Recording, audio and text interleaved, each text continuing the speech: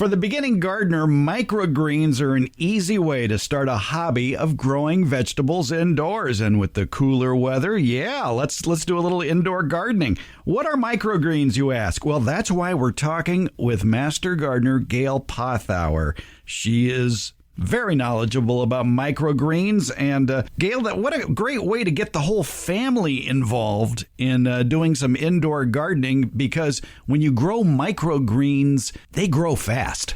Oh, yeah. Depending on what it is you're growing, and we can talk about the varieties in a few minutes, but they can be harvested a week after you plant them, a couple weeks after you plant them. So it's a great activity to have with kids because it's quick. They're different. They look different than plants growing out in the garden.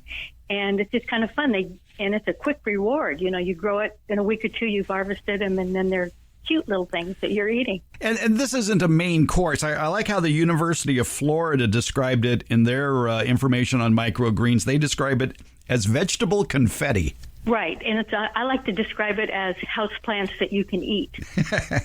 Yeah, and basically it's a garnish, but you can put it in what? Soup, stew, salad, sandwiches. Yeah, you fill a taco with it. Pizza. Yeah, a taco would be great. Or if you did like a spring roll or something, you know, instead of using sprouts, you could use microgreens.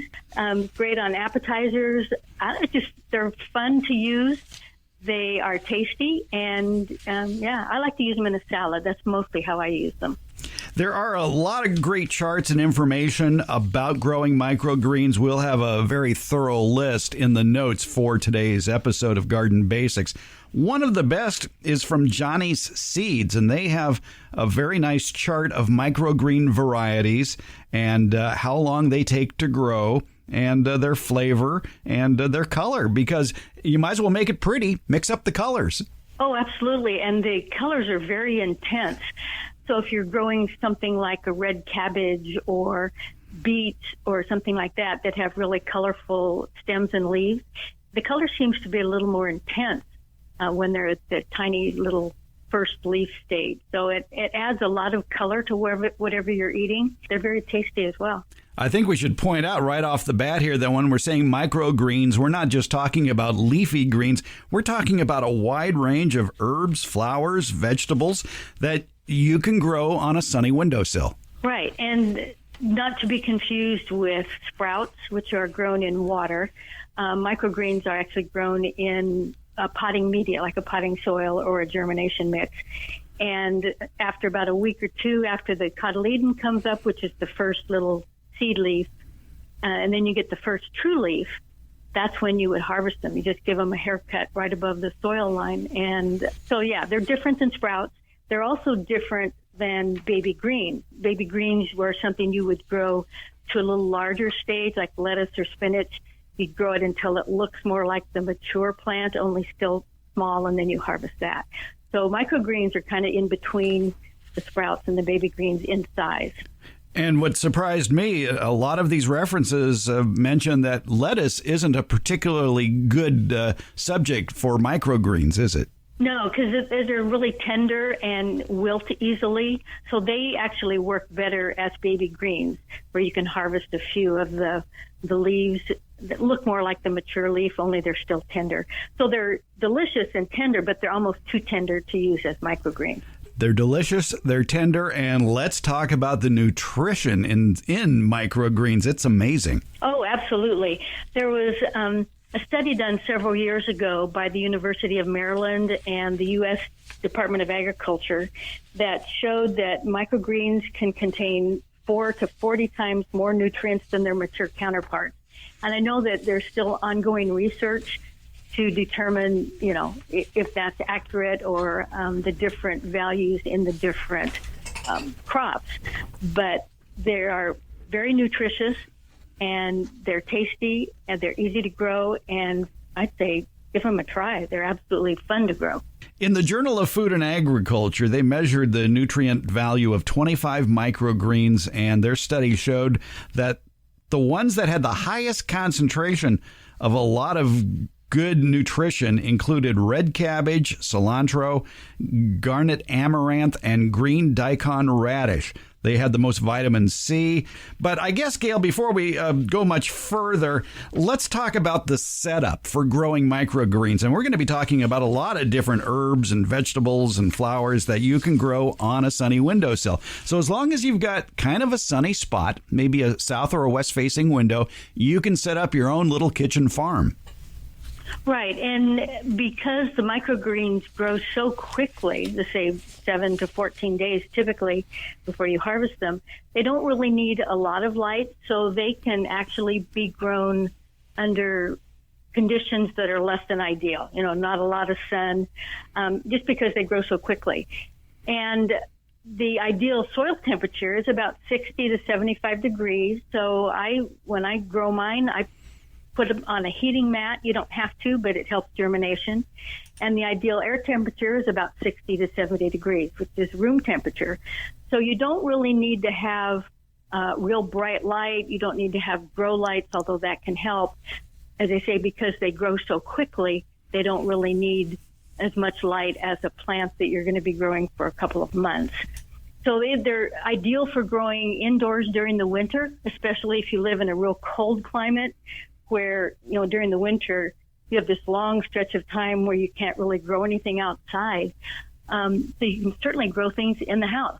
So a windowsill is great, gives it just enough light for the plants to photosynthesize a little bit before you harvest them.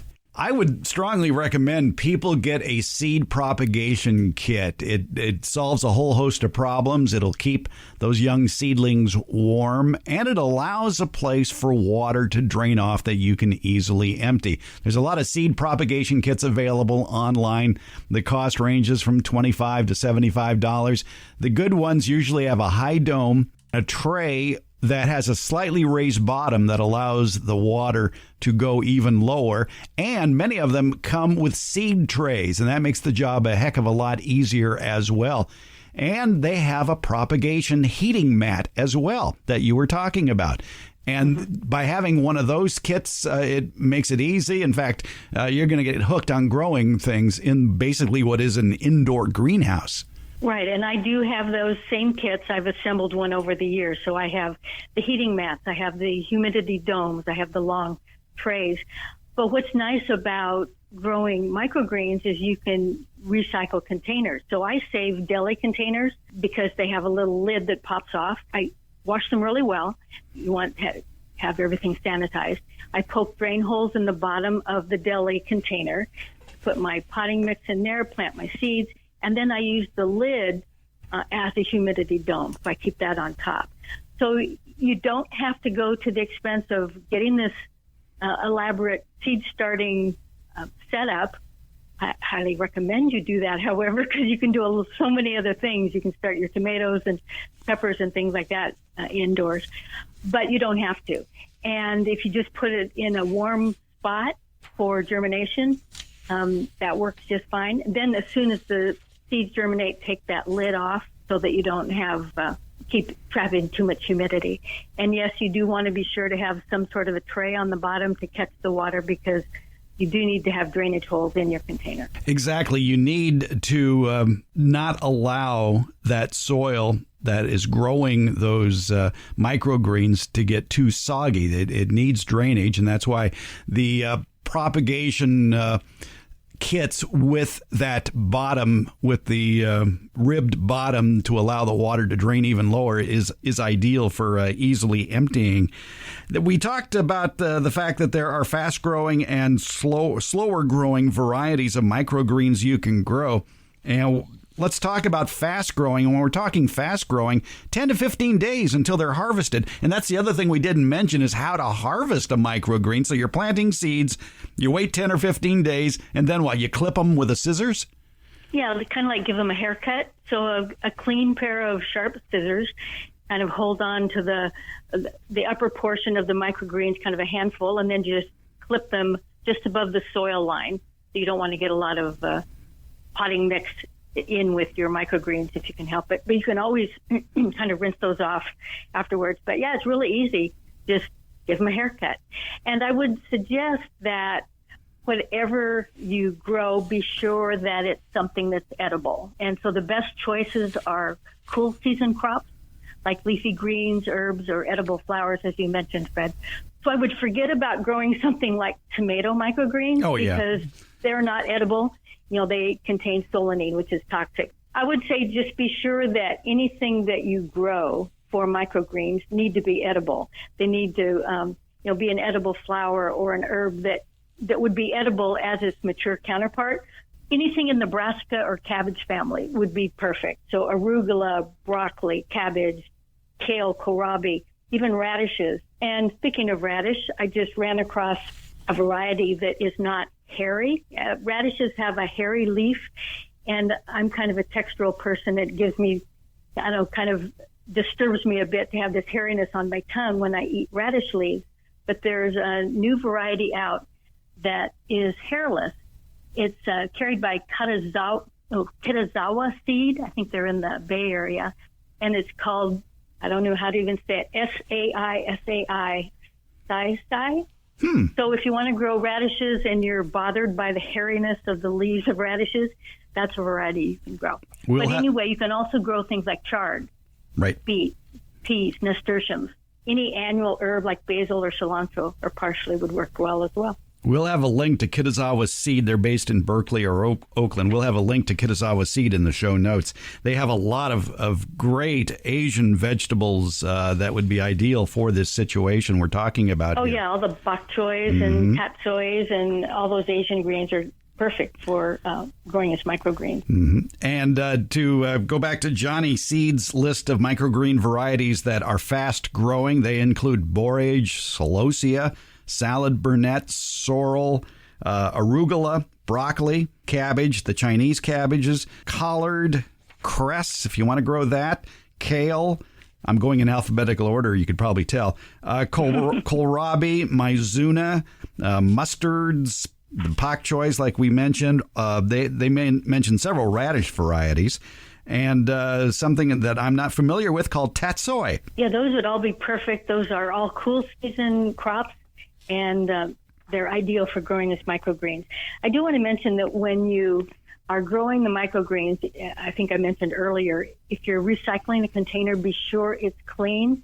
You don't want any contamination. And you don't need to have a deep container either, something that just has an inch or two of soil, because the roots are not going to be growing long enough to need a deeper container in order to develop the roots, because you're going to harvest them in a week or two. And then after you plant your seeds, put them on the soil surface, kind of tamp them in a little bit, maybe sprinkle on a little more potting mixture, and give them a spritz to put on your plastic wrap or whatever you're using for a dome to hold in the humidity. As soon as the seeds germinate, take that lid off, take it off the heat, and put it under lights, whatever lights, your windowsill or grow lights that you're using. And then when you continue to water, start watering from the bottom. So whatever tray you have your container in, fill that with water, set the container down, let it soak up from the bottom, then remove it, let it drain, pour the water out of the bottom tray. Because if you start watering from the top, once those plants get to grow, they're really fragile and you can knock them over and kind of smash them a little bit. So it's easier to water them from the bottom once they have germinated. Unless you have a really fine mister of a watering system indoors to do that. Right. And I have done that, but I have noticed that as the plants get a little bit taller, I like them an inch or two tall before I harvest them. Even with my fine mister, it does tend to weight them down and knock them over. Among the slower growing microgreens that you can grow indoors, and these take about 16 to 25 days to get up to an inch or two tall. Basil, who thought of that? Basil, cilantro, dill, fennel, marigolds even. And among the slow-growing vegetables, and again, slow is only 16 to 25 days, that's not bad, amaranth, bull's blood beet, the yellow beets, carrots, chard that you mentioned earlier, even dandelions, purslane, scallions. There's a lot out there that you can be growing indoors as microgreens. So it might be ideal to have two trays, if not more than two trays, one with the fast-growing varieties and one with the slower-growing varieties. Right, because when I first started out, I combined several different varieties in one small little tray. And then when I was ready to harvest the quick growing ones, it was kind of hard to do without damaging the ones that were still growing. So I would recommend growing them in separate trays, or if you can identify the ones that germinate at the same rate, you could mix them that way. But if you want to have a mix of microgreens, it might be better just to grow some small containers of individual and then mix them after you harvest them. That's kind of the easier way to go. I guess one idea might be to save your old egg cartons, punch a small hole in the bottom of each of the cells and grow it inside egg cartons. Well, that's a thought. It had never occurred to me to do that, but you certainly could. Ordinarily, something that small and shallow is not recommended for growing plants because it takes longer for the plant to grow to seedling size if you're growing for seedlings. And there's not enough root space. But for microgreens, because they don't grow that long, only a week or two, that shallow egg carton should be ideal. Also, you don't have to be very exact, do you? When you plant the seeds for microgreens, you can actually sow them rather thickly and definitely don't use the spacing indicated on seed packets. If you look at that Johnny Selected Seeds suggestions for planting microgreens, they say that sowing 6 to 8 large seeds per square inch is about right. And if they're small seeds, about 10 to 12 per square inch.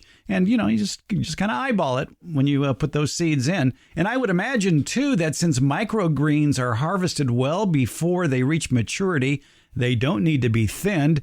And since they're growing for such a short time, they probably don't need to be fertilized either, do they? Right. Growing microgreens is easy, but I think one very important tip is use, as you alluded to earlier, use a seed starting mix for your soilless mix. You don't want to use soil from the garden. And why wouldn't you want to use soil from the garden? For a number of reasons. Soil out of your garden will undoubtedly contain microorganisms that could cause disease. So fungal spores, things like that. You don't want to have those microorganisms in your starting mix because it can affect the germination of the seeds. It could cause damping off or some other diseases. Plus, garden soil is pretty dense. It's not fluffy and doesn't let a lot of oxygen in. It's fine for growing out in the garden, but in containers, any type of container, garden soil is not recommended because it is too dense and water can't percolate through it very well. And it just doesn't allow enough oxygen exchange for the plant's roots. So get a good germination mix or a seed starting mix or even potting soil, which are generally peat-based, or coir, which is from coconut husks, and perlite and vermiculite and things like that allow for drainage. They can hold water, but it does allow a lot of oxygen and air to get in there. So something that is light and fluffy, and it's usually a commercial mix that you buy. So that's what I recommend highly. Exactly, and you don't want to buy a bag labeled garden soil mix either. Right. And actually anything that has compost in it, unless it's commercially composted, I would steer away from that. I would hesitate to add the compost that I make in my compost pile because there still could be some disease spores in there and things like that. So I would stick with something that has peat or sphagnum moss or coir with perlite and vermiculite. Right, yeah. Peat, perlite, vermiculite is the usual combination in those seed starting mixes. One tip, though, peat moss, and even for that matter, coir, are very difficult to keep moist. And one easy trick is to, when you buy a bag of the seed starting mix, cut off the top, set the bag outside upright, fill it with water, and let it sit for a few hours in all that water. And that will then pre-moisten it, and then you don't have to worry about the chance of it drying out as you're growing your microgreens. Right. So whatever you're using, whatever potting mix you're using, be sure it is pre-moistened. So in the container that I have my potting soil, I make sure that it's moist. I then put that in my container, my deli container, or whatever I'm using, tamp it lightly, and then put in the seeds and water it again. If you're putting the seeds directly in a dry potting media, it might be very difficult to get the whole area moistened if you're watering from the top. So be sure it's pre-moistened before you plant the seeds. So after these microgreens are about an inch or two tall and you cut them off at the soil line with scissors, what do you do with them then, Gail? Well, they are pretty fragile, so it's recommended that you harvest them just before you need them. So you've prepared your meal and you want to sprinkle them on a salad, go cut them and sprinkle them on your salad. However, they are able to be stored in the refrigerator. So once they're cut, put them in a plastic bag with a paper towel, and they could store for several days. But what I learned the last time I did some microgreens, I had a small deli container with mustard, I think it was, and I didn't use it all. I stuck the whole container in the refrigerator, and it lasted for several weeks. So then I was able to bring the container out, harvest what I wanted, and put it back in. I didn't even put a plastic bag or anything over it. It was just the container itself in the refrigerator. So if you are using a small enough container where you can do that, it works great. I wouldn't recommend putting a big flat in your refrigerator. But anyway, was able to keep the microgreens fresh. They didn't continue to grow because the cold kind of stopped their growth, but it kept them fresh for at least 2 weeks. 2 weeks? Wow. Yeah, okay. I was amazed.